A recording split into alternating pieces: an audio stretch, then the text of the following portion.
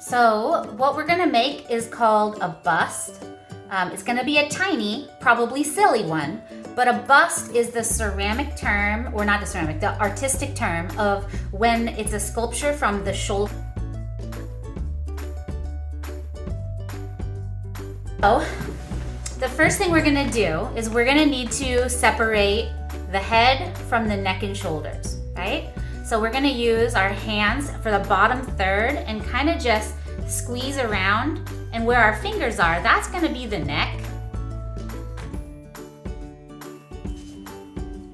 So just without doing anything too dramatic, you can start kind of moving the head around to bring it into more of the shape that we discussed last week when we talked about facial proportions.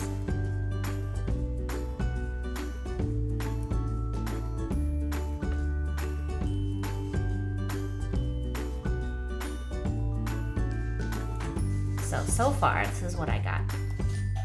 A little flat on the top there. But I'm working on making a chin come down like this and the back of the head come up.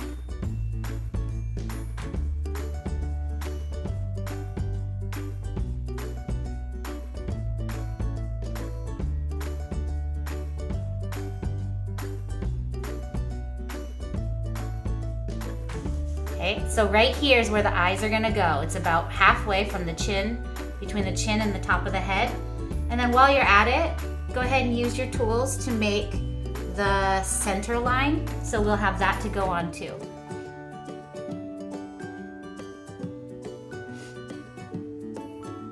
Between the eyes and the chin, it's halfway, okay?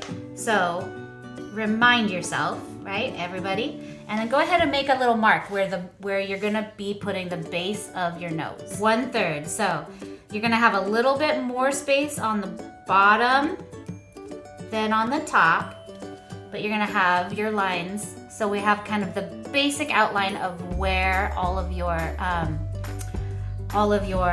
facial features are gonna go, and make sure that they're gonna be proportionate. Start by making eye sockets, right? Because our eyes are not flat on our head, and since we're sculptors, we're not drawing eyes, we are sculpting eyes. So that means that we need to be able to get kind of like the sunken in part. Imagine a skull, right? There are holes right there. That's your eye sockets. So I'm gonna use my pinky and I'm gonna make 2 eye sockets. And remember, when we're talking about proportions, it should be from this side of your head to this side of your head, 5 eyes across, right? With 1 equal space in the middle. So it's gonna be a little hard to measure it like that, the way we did before, but just as best you can, create yourself some eye sockets along the eye line. And then the next thing we're gonna do is we're gonna start to build the bridge of the nose. We're gonna build that out, okay? So you're gonna take a very, very little piece of clay and you're gonna roll it into the shape of like a Muppet nose. You know, like kind of like a, you know how Muppets have those weird noses that are skinny on top and chunky on the bottom? Make a Muppet nose. And so the nose is gonna go on somewhere like this, okay? And then we're gonna roll some nostrils, right? So the nostrils are gonna be just kind of roll 2 teeny little balls that can go on either side of your schnoz there.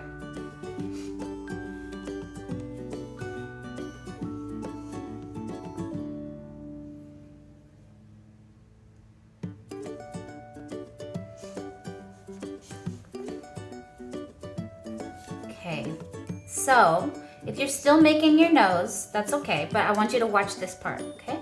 So we're gonna use the back of the spoon-shaped wooden forming tool. So I'm using here, the back side of it, right? And I'm going to, see if I can get this in the camera for you. I'm going to blend that nose into the face, and also blend the nostrils into the main part of the nose. And it's not gonna be, you wanna do it really, really gently and really lightly, but it's not gonna be super pretty at first. because we're using this tool, right, instead of our fingers. But the first thing is not about how pretty it is, it's about how well it's constructed. So I'm using the back of the tool, so it's almost like the back of a spoon. And I'm blending the nostrils, not the bottom, but I'm blending the nostril, the side of the nostril into the side of the nose. And then the other side of the nostril into the face. And then the bridge of the nose into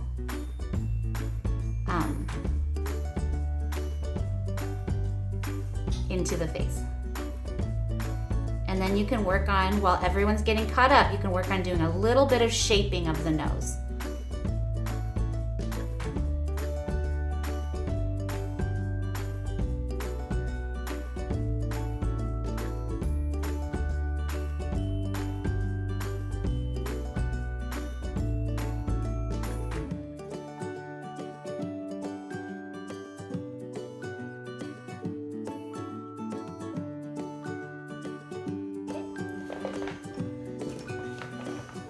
So when we make, whenever you're making lips, drawing or sculpting, you never want to make the Muppet lips, right? Like, you know, both of them with a line in between. We always make each lip separately because your lips are filled with muscles and they're very, very expressive. So you want to make sure that when you are sculpting or drawing a mouth, that you're paying attention to each, your top and bottom lip. Okay, so I'm going to start with the top lip, and so what I did was I rolled out a very tiny little coil, and I'm going to go ahead and stick that right on that lip line. And then with my little forming tool, I'm going to blend the top up. So I'm not going to blend the bottom of that lip. I'm just going to blend from the top up and out.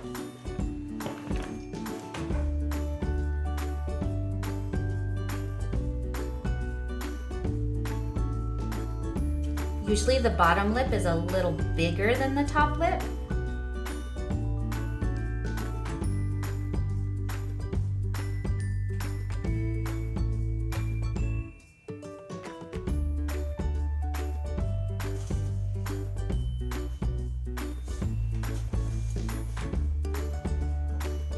Is we're going to create the ears, okay?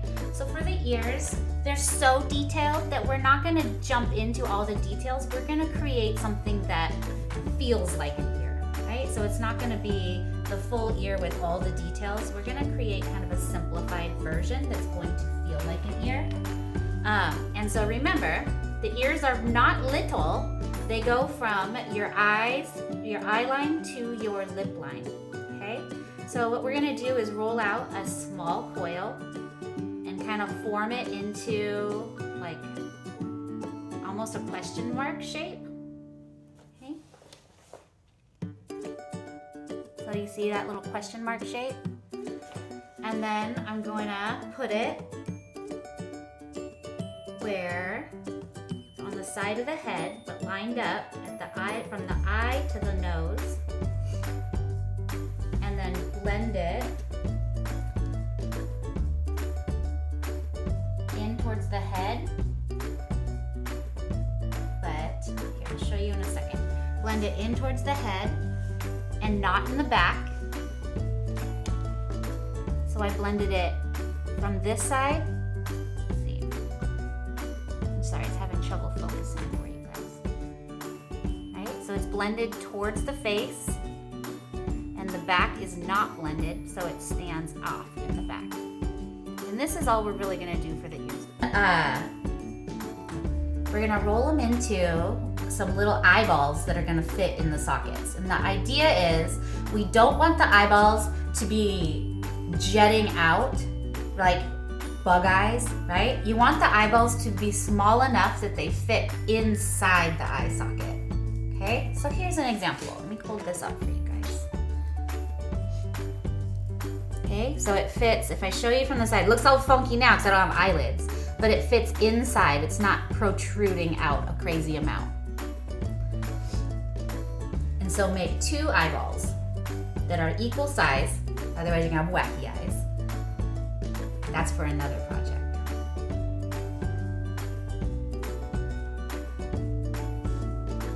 And then go ahead and get your 2 eyeballs in there. Okay, so the next step is gonna be, we're gonna roll some very small coils, and we're gonna use those to create our eyelids, okay? So here's something for you guys to just know is gonna happen. It's hard to do detail work, okay? So one of the challenges that we're all gonna run into is we're gonna put this coil on here and we're gonna blend it. We're gonna leave the hard edge towards the eye and blend it into the face on the other side. So that's another reason why these tools are super important, because getting your finger in there, you might accidentally mess up your nose or your mouth or another part of your sculpture, okay? So get your coil blended, and then you want to taper it on both sides so that your coil is kind of like a, can you see that? How it tapers down on either side. Got my 2 cameras not lined up. There you go. And so this you're gonna make for, you're gonna need a top and a bottom lid. And remember, we talked about that the eyelids, when a relaxed eyelid, should overlap the eyeball itself, right? All the way to the point where it's gonna kind of be close to the pupil, right? It would probably, if there was a pupil on this eyeball, it would be all the way down, probably touching it. The bottom eyelid's gonna probably be a little thinner.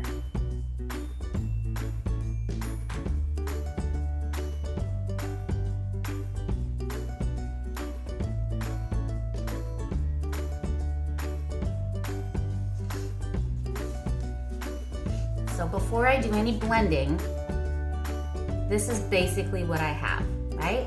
Not amazing yet.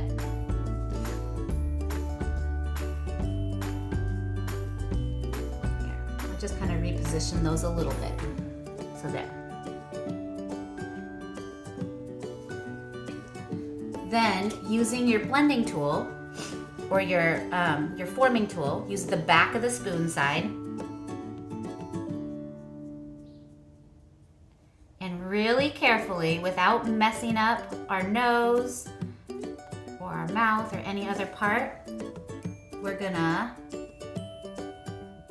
blend that coil, leaving the hard edge touching the eyeball, because we want it to look like it's overlapping.